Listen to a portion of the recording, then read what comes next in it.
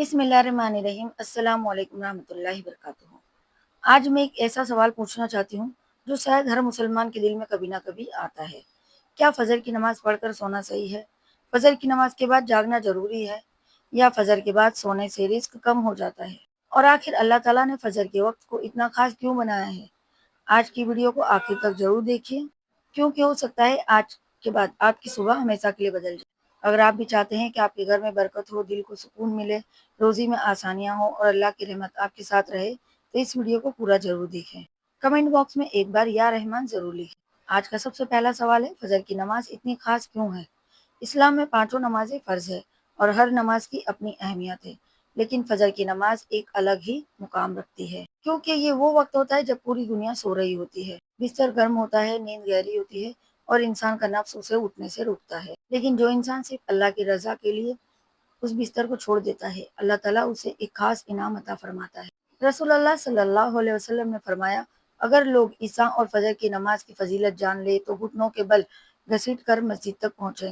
तो जरा सोचिए नाजरीन, आखिर इन नमाजों का दर्जा कितना बड़ा होगा।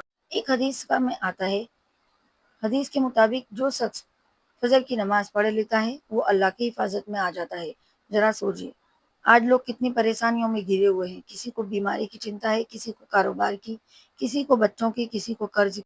लेकिन जो इंसान अपने दिल की शुरुआत अल्लाह के नाम से करता है, वो अपने पूरे दिन की अल्लाह को सुपुर्द कर देता है, अल्लाह के हवाले कर देता है। दूसरा सवाल है, फजर के वक्त की बरकत कितनी है? सुबह का वक्त बहुत बरकत वाला होता है। इस वक्त इंसान का दिमाग सबसे ज्यादा तरोताजा होता है। इस वक्त किया गया प्रोग्राम पूरे दिन को बेहतर बना सकता है। इस वजह से ही बहुत से कामयाब लोग सुबह उठने की जल्दी करते हैं, उठने की आदत बना लेते हैं। लेकिन इस्लाम ने हमें सदियों पहले ही इस बरकत वाले वक्त की अहमियत सिखा दी थी। क्या आप जानते हैं एक बड़ी गलती जो हम रोजाना करते हैं? आज हमारा सबसे बड़ा प्रॉब्लम यह है कि हम रातों को मोबाइल इस्तेमाल करते हैं, कभी सोशल मीडिया, कभी वीडियो, कभी बेवजह जागना, फिर फजर का वक्त निकल जाता है।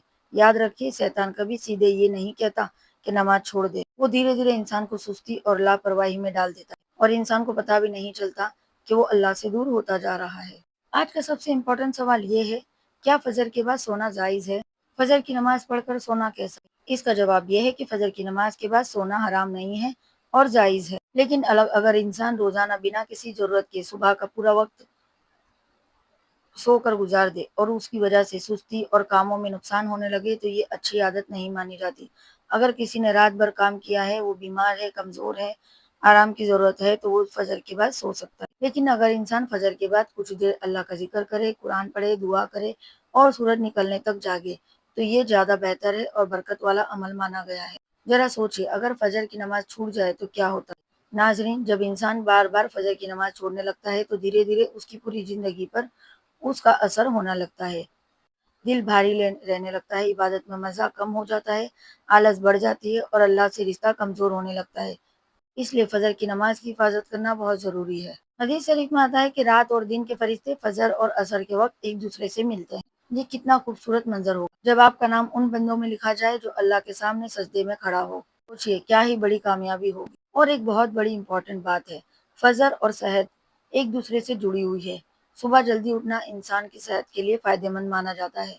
सुबह की ताज़ी हवा, शांत माहौल और नियमित दिन का इंसान के जिस्म पर, दिमाग पर, दोनों पर अच्छा असर डालती है।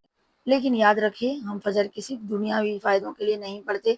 हम फजर सिर्फ अल्लाह की इबादत और उसकी रजा के लिए नहीं पढ़ते के लिए ही पढ़ते। बाकी बरकतें अल्लाह की तरफ से इनाम होती है। चले, मैं आपको फजर को कभी ना छोड़ने का आसान तरीका बताती हूँ।